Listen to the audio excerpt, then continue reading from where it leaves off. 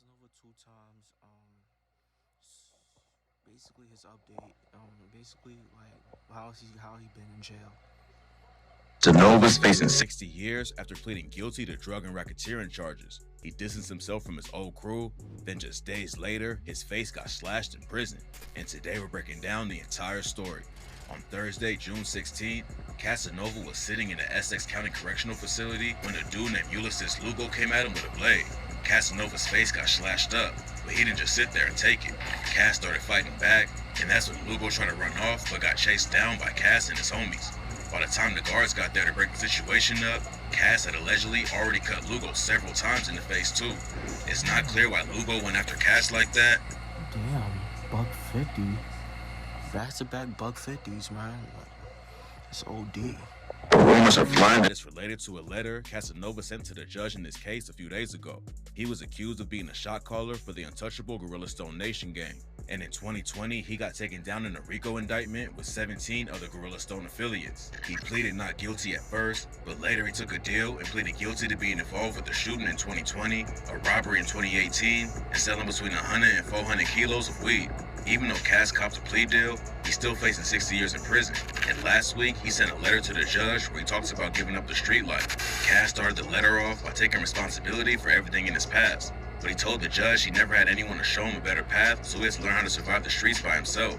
He also brought up how he's been working with young people in the streets over the last few years and trying to lead them down a better path so they don't end up like he did.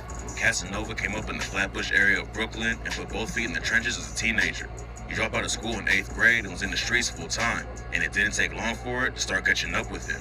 In 2006, he got booked on a robbery charge at the age of 19 and didn't come home until almost 8 years later. Life on the inside wasn't easy. Cass had to fight every day just to survive, and he told DJ Vlad that he probably sliced up around 12 dudes while he was locked up. In his letter to the judge, Casanova said, See? Back to back buck 50s, man. Buck 50 on all that, man. he had to act the part, but all he wanted to do was end it all. This wasn't the first time that a suicidal thought's been brought up to the judge. Back in 2022, when he pleaded guilty, Cass told the judge that he had been put on suicide watch a few days before and explained that he had attempted to kill himself a couple of times when he was a teenager. It sounds like he's been trying to get away from the street life for a long time. And he wrote, "I'm telling you and anyone that will listen that I wanted out before I was arrested, and I am out." When he finally came back in 2014, Cass knew he had to switch up how he moved. He actually linked up with ASAP Rocky while they were cellmates together on Rikers Island. And in 2016, Cass hopped in the booth and started dropping tracks. His first single, Don't Run, had his name buzzing in the city. And a few months later, he signed a deal with Memphis Bleak on his Warehouse Music Group label under Rock Nation. Next, he dropped an EP in 2018 and his debut album in 2019. And that's when Casanova realized he could make a difference through his music. In the letter, he said, "I learned through my music career that people will listen and that I don't need to associate myself with the gang to succeed. I don't need to associate with the gang even if I don't succeed." But even though he was trying to make a change, Cass admits that he kept pushing the gangster image to promote his career. In the RICO indictment, they accused him of being a high-ranking member of the untouchable Gorilla Stone Nation and calling the shots. But Cass wrote, "I don't care what the government tells you, I'm telling you the truth. I was not involved in the daily activities of this gang. I wasn't anyone's boss." Cass wanted out, but he let the gang use his name for promotion. And he said, "What I was, and I regret this, was a person that they could use to promote themselves in a world, I swear to you, I was trying to leave." He also apologized for the 2018 robbery charge.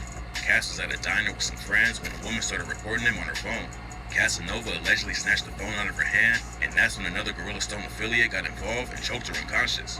When it first went down, rumors said that Cass ordered the dude to choke her out.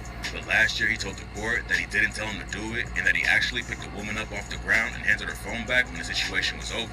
In the letter to the judge, Casanova apologized again for everything that happened and said, "I am sorry for my past." Casanova seems sympathetic, man. Do y'all think this is like genuine? Do y'all think he's really like like sorry, sympathetic, like, or do y'all think he's just chatting? Let me know. "I am sorry for the robbery, but I am telling you, I acted out of impulse in taking the lady's phone and deleting the videos, but that is all I wanted to do." He said that he never wanted anyone to get hurt and told the judge again that he didn't order the other dude to put hands on her. While he was pleading guilty last year, the judge asked prosecutors what kind of evidence they had on Cass. At first, a lot of fans thought it would be better for him to take it to trial, but it turns out the untouchable Gorilla Stones had some major leaks in the group. The cops had a tape of a jail call between two members where they were talking about how Casanova always carries a gun. And on another call, someone in the gang said they were worried that the way Cass was acting would hurt his rap career. Cass also admitted to being involved in a shooting that went down at a house party in July 2020. He told the judge that he was invited to a mansion with his wife and some other friends, and he started shooting dice. Cass lost a couple bands that was supposed to go to the whole table, but when he handed it over, one of the dudes tried to pocket the whole stack and a fight broke out. Someone passed Casanova a strap, and it allegedly went off during all the chaos. It's been pretty clear that he's trying to leave the streets behind him, but that's allegedly what got him sliced up. At the end of his letter to the judge, Cass said, "I am telling you and anyone that will listen, I am no longer a member of Gorilla Stone or any other gang." Rumors say a high-ranking member wanted to punish Cass for trying to leave the gang, but there's no evidence to back that up right now. The rumors probably started because of another Gorilla Stone member named Brandon Neves who took a plea deal too. Neves was caught on wiretap with two other Gorilla Stones who were planning on stabbing other members of the gang who weren't holding it down while they were locked up. He was already on probation for ordering a different stabbing, so it's pretty clear that the Stones are willing to get people shanked if they cross the gang. There's a chance that Casanova got attacked by his whole crew, but others think he was stabbed over rumors about him snitching.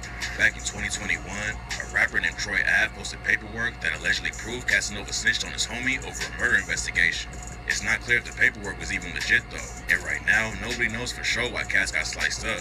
Casanova fought his way out of the trenches and tried to leave it all behind him, but the drama never left, and now it's getting more serious than ever.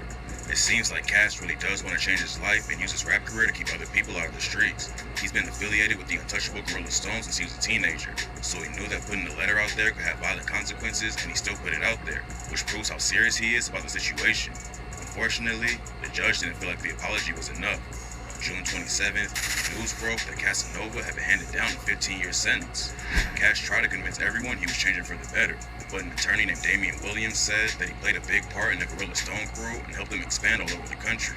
Fans were hoping that the judge would take it easier on Cass during the sentencing, but at least he didn't get hit with the full 60 years he was facing. If he keeps his head down and stays out of trouble on the inside, he could get a few years taken off for good behavior, but that's going to be hard to do when he's got dudes coming at him with blades. Hopefully Cass stays safe in there, but tap in for... So yeah, bro, like, so let me know what y'all think about, like, how do y'all feel about Casanova being in jail, facing these years in jail, bro? And yeah, bro, and tell me, like, if y'all a fan of Casanova's music, what is y'all favorite like song of Casanova 2 times, bro? Alright, bro, make sure y'all like, comment, subscribe. Y'all know the vibes. Ultra second night, you are.